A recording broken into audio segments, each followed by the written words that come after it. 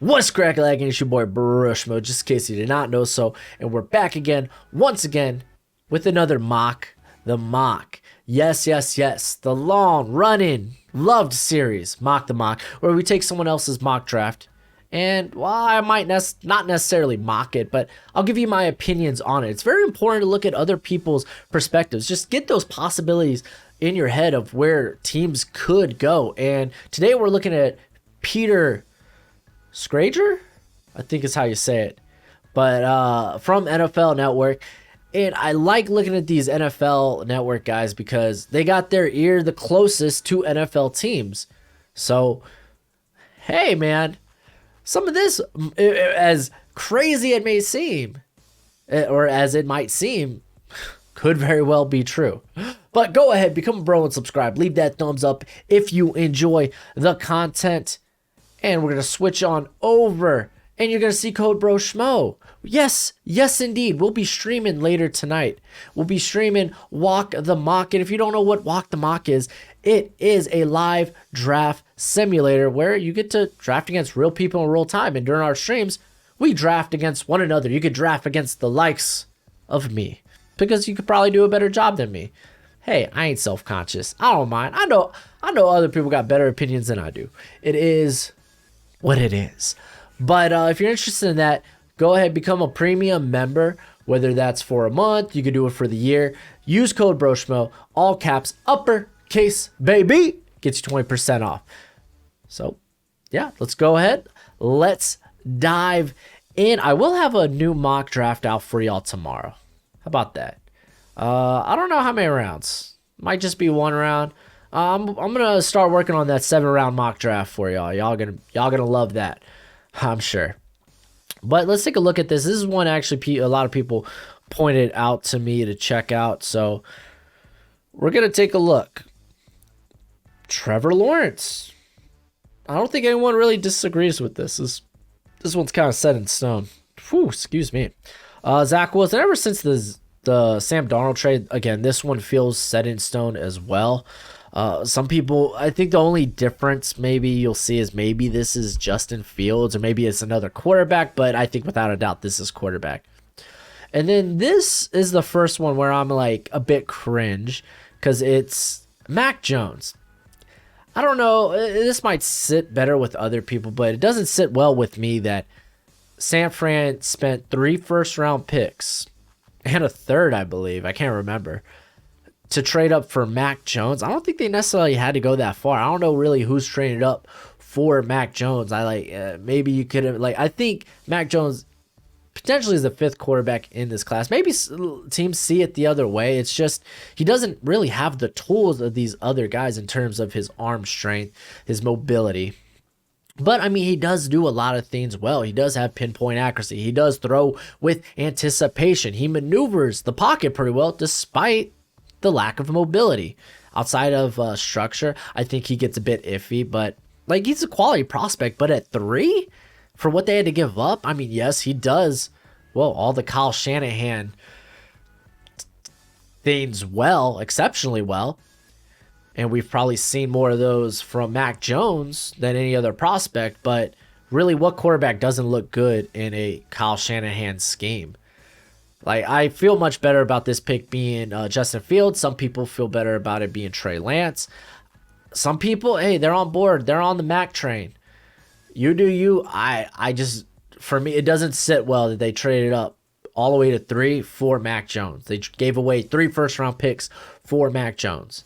That just doesn't sit well with me. I think they could have maybe, if they really wanted to get up here for Mac Jones, maybe trading around 7, 6, especially if Eagles, if they kind of wanted to trade down, maybe it would have saved yourself a first-round pick. But that's just my opinion on it. And then let's go to the Patriots. They trade up for Justin Fields. They give up a first-rounder, well, their first-rounder this year, first-rounder next year, and a second-rounder this year. I don't mind trading up in the first round. I don't like the idea of giving up a future first rounder unless it's for quarterback. So yeah, I love this. Yeah, good on the Patriots. Like I said, man, I don't like the idea If like with the Saints, they traded a first round, like a couple of first rounders to move up for Marcus Davenport. I really hated that trade. Like I just I don't see the value in that. This for the Patriots though, I see a lot. Jamar Chase going to the Bengals. This one I think makes a ton of sense just because it really sounds like that Joe Burrow might be petitioning for Jamar Chase. And as we learned from the Houston Texans, the last thing you want to do is piss off your quarterback. Boy, that whole thing's kind of blown up in Houston, huh? But you could say, I really have no problem if this is Sewell, if this is Pitts, if it's Chase. I think they're all 3 blue chip prospects. They're all great. I'm kind of cool with that. The Miami Dolphins go Rashawn Slater. I don't believe Rashawn Slater is a better prospect than Sewell. That's my opinion. You might be like, well, their length is similar, but the way they move is much different because Sewell is doing it at almost 30 more pounds. Some of y'all may like Slater better, but I'm not among you. I'm not among you. I don't think he's a bad prospect. He's my second OT on the board, but I want opt for Slater over Sewell. And then we got at 7, the Arizona Cardinals traded up for Kyle Pitts. Straight up, I love Kyle Pitts. I love Kyle Pitts as a prospect. But Arizona gave up a first rounder this year and next year for Kyle Pitts. Kyle Pitts might be one of the best tight end prospects we've seen in a long time. He quite well could have been one of the top wide receivers if you want to put him there. I don't see the value, though, in trading up. So giving away 2 first rounders and next year's 3rd to move up from 6 to move up for Kyle Pitts. I don't think there's great value there. I love Kyle Pitts' prospect. Don't get me wrong. Like, I know I've seen some people, man, maybe the Jags should trade for Kyle Pitts. Like, you're giving up too much at that point. Like, the value, it's not equal. It's not equal. I love Pitts, but I don't like the idea of that. But, I mean, hey, that just might be my preference. Then at 8, we have the Panthers going Sewell. This is probably the right call. If Sewell makes it here, they'll probably take Sewell or Slater. I think Patrick Surtain's also in the mix here.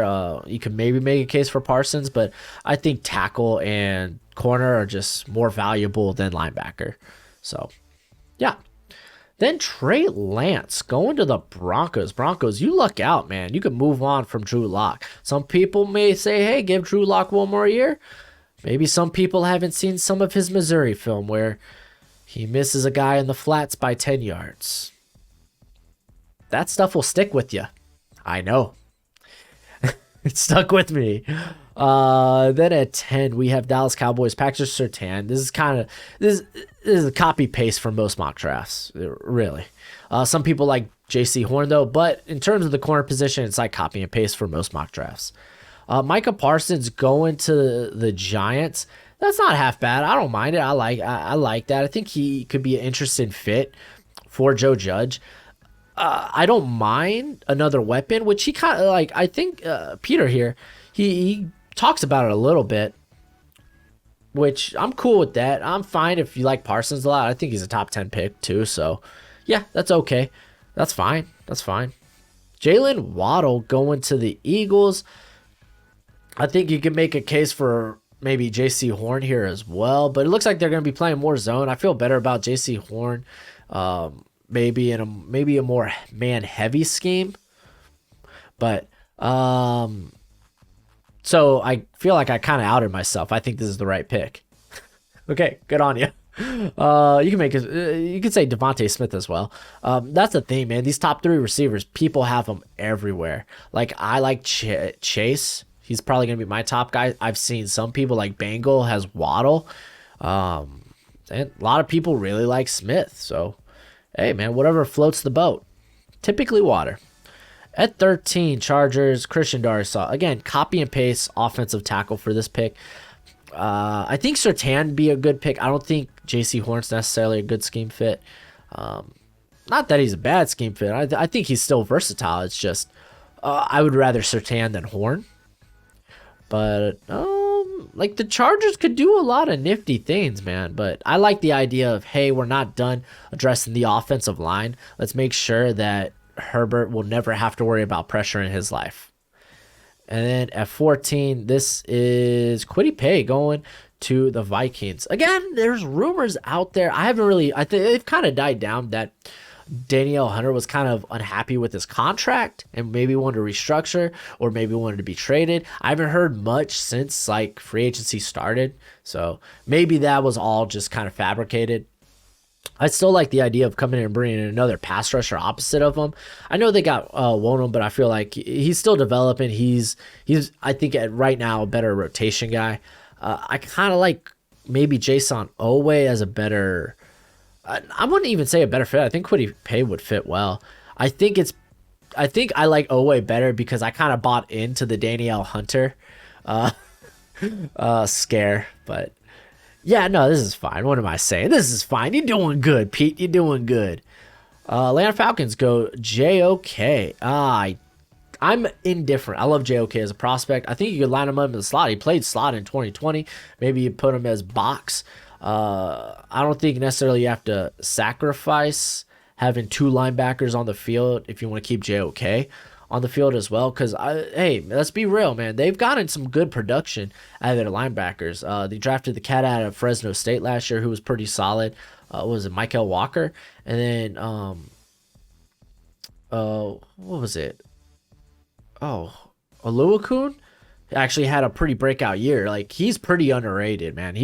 Keep in mind, this guy was learning the linebacker position. He's a former safety. Where did he play? Yale? I know it was an Ivy League school, but yeah, he actually had a pretty solid season in his own right. And see, the way he talks about JOK in this, he makes him sound more like a linebacker that actually I think teams should treat him. They should treat him more like, I think, this kind of like Joker, this jack of all trades. He can line up the slot. He can line up in the box. I don't think he's a like middle of the field type of guy. I think where you take advantage of him is outside of the hashes. But it would be interesting to see what Atlanta would do with this. I like the idea. I like them trading down. I just don't know if this is it. I don't know if JOK is it here. And then the Detroit Lions, they traded down as well.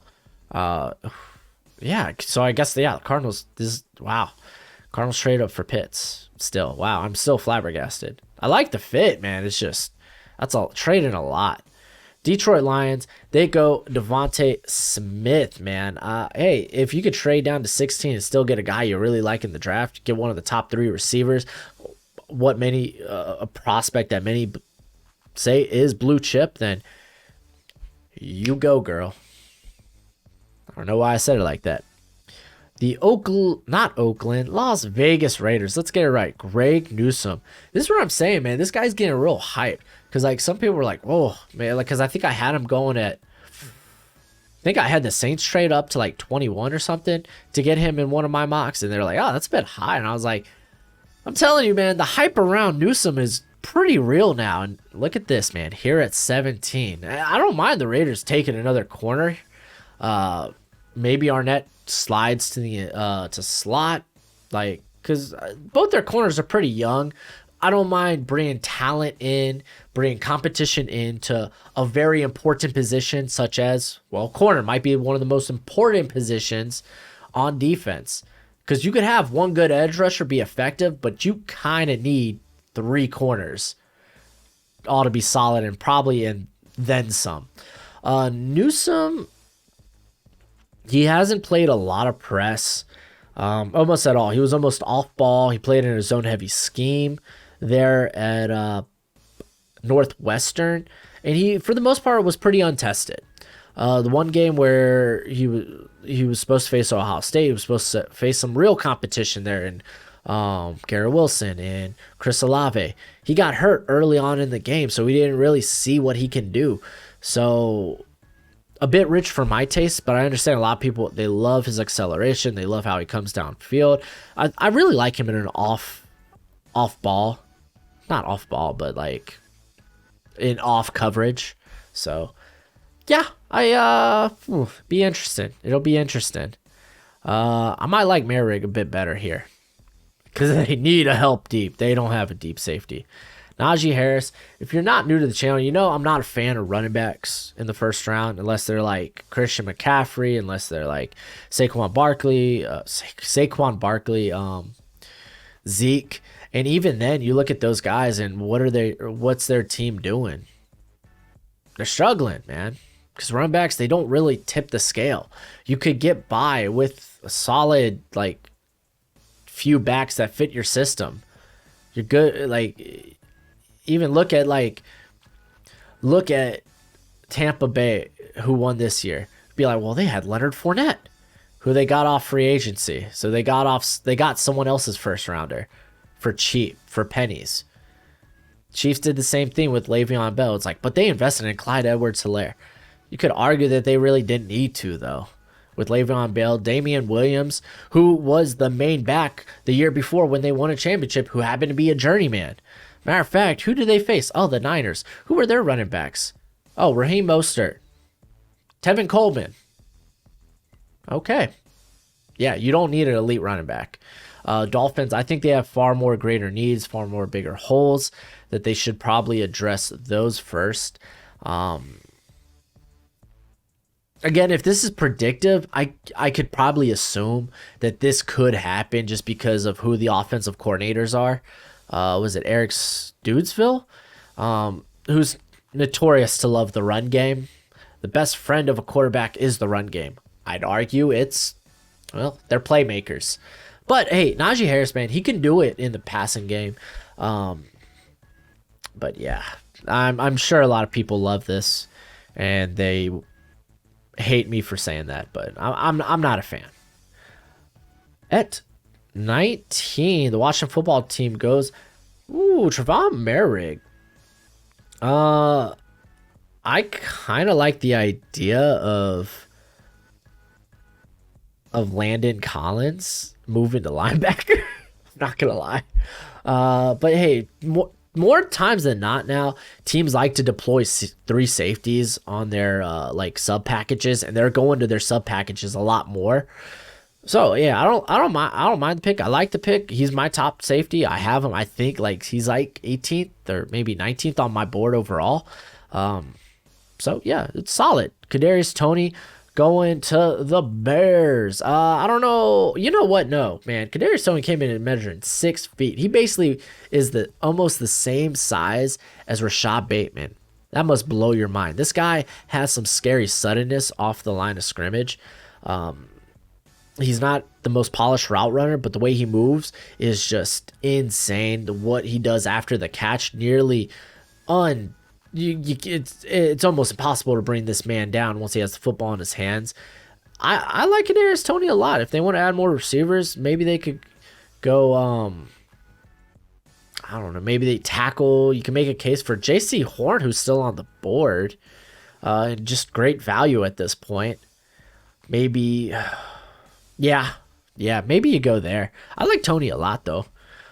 21, we see J.C. Horn going off the board. Well, man, Rocky Sim, it's nice knowing you. Marvell Tell, shouldn't have opted out. We're moving on. I don't think they necessarily have to go here. I think pass rushers much dire need. I understand Horn's probably higher on your board, but I think guys like Owe, Jalen Phillips, they probably have high enough ceilings to where you could make a case for them being higher on your board than Horn. So, yeah. Tennessee Titans, they go Jalen Phillips. I don't like this. I think I might be willing to risk Caleb Farley here because I know there's some back concerns. I might like taking Tevin Jenkins here a lot, actually, because Kendall Lamb is not a starter in the NFL. I'm sorry, but he's not. But with Phillips, it's like they just brought in Bud Dupree, talks about it. Autry's more of probably going to play more along the line, like the interior of the line. He's going to play on the inside of the tackles. I mean, they have Harold Landry. I get it. You know what? This might be great value. I shouldn't criticize it too much. It's just I have Jenkins probably higher on my board than I do Phillips because I have some real concerns about Phillips.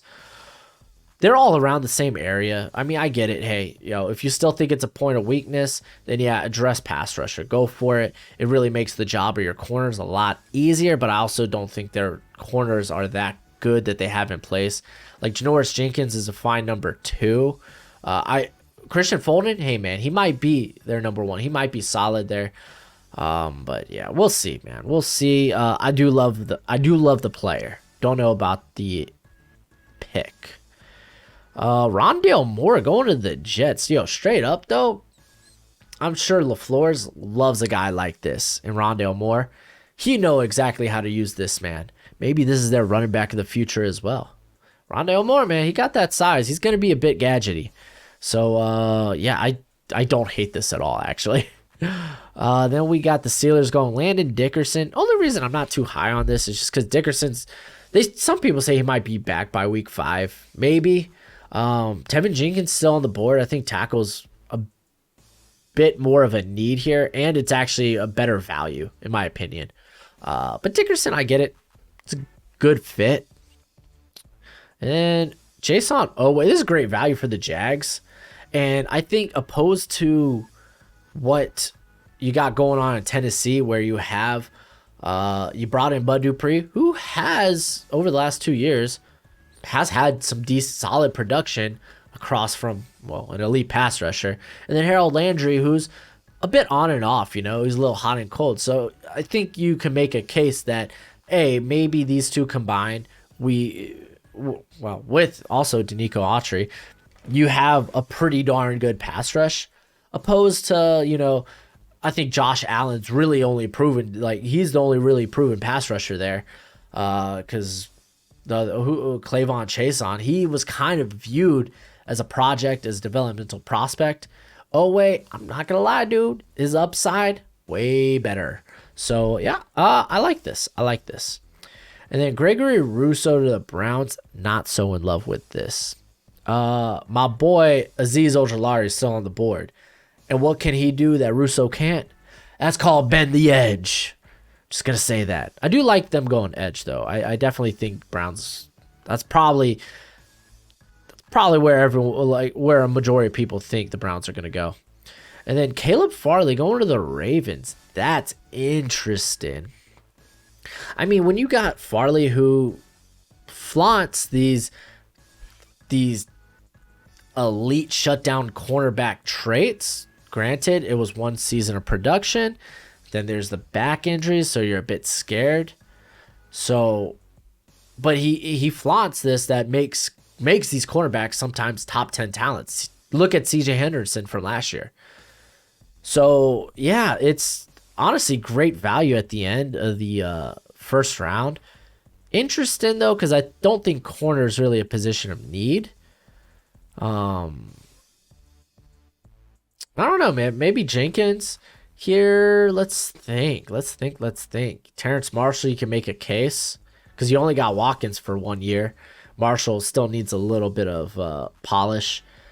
I don't know if there's really safety I go here. You go Azeez Ojulari, actually, I love him as like the Yannick Ngakoue in that offense, or at least what they wanted Yannick to be. And then the Saints, Xavier Collins, I ain't even mad, dude. He's just better Zach Bond. Much better.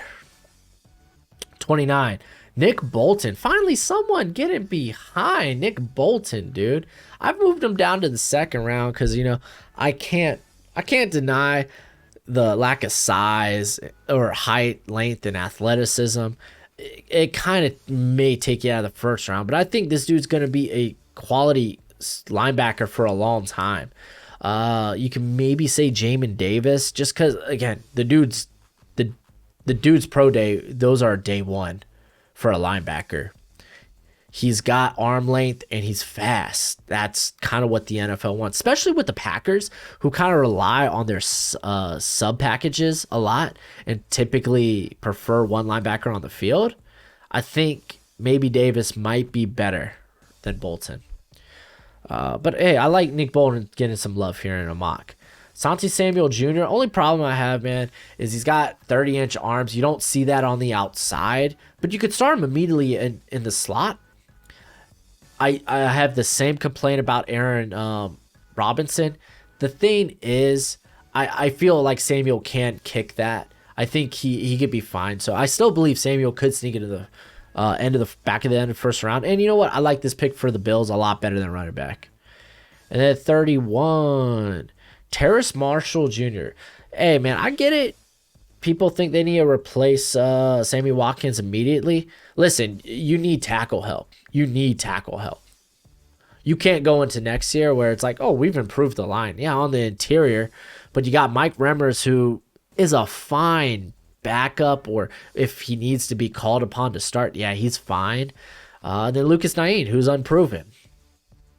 Just give yourself a better opportunity to protect your investment, your 10-year investment in Mahomes. And plus, in a receiver deep draft, just address it in the second round, man. I really think this pick has to be tackle. And then I think this is why so many people probably started crapping on this mock. Davis Mills going to the Bucks. If I'm the Bucks, I'm still trying to reload. Why are you looking to the future right now? You got this pick. Spend it to get someone that can maybe contribute immediately. You don't like Brady the way he looks. I get it. Maybe he retires any second. I don't know, man. At that point, just try to replace him when it happens. Don't be looking. If you're looking for a quarterback to develop down the line to be a starter, do that crap in the second, third round. Don't do it in the first round. Invest. They could go edge. They could go tackle. They could go interior. I mean, they got Elijah Vera Tucker still on the board. I think that'd be solid. Who else we got? They could probably mess around with. I don't mind them if they go Richie Grant or one of the safeties around here. They could try to improve the slot. Maybe you could go after a guy like Elijah Molden, who can play deep safety as well. You could do a lot of creative things with this pick. Maybe even running back. Nah, don't do that. But Davis Mills, I feel like it's not short-sighted enough. We want to maybe get a quarterback that Brady could develop. Cool. Trask, Newman, do that in the second round. I get it, Mills. He does have some of those prototypical size and arm strength, and he actually has some decent arm talent. For the most part, though, 10 starts, very unproven. A lot of mistakes on film, because guess what? When you're that inexperienced, you make mistakes. Why are you? I don't get it. You grabbing a developmental quarterback at 32. And some of y'all be like, "Oh well, Trey Lance is a developmental prospect," and it ain't the same. If you're making that comparison, no, it ain't the same. But interesting, I will say the least. But yeah, that's all I got for y'all. Hopefully, I'll see you later in the stream, and be on the look for that mock tomorrow. But until next time, you be easy, my friends. Later.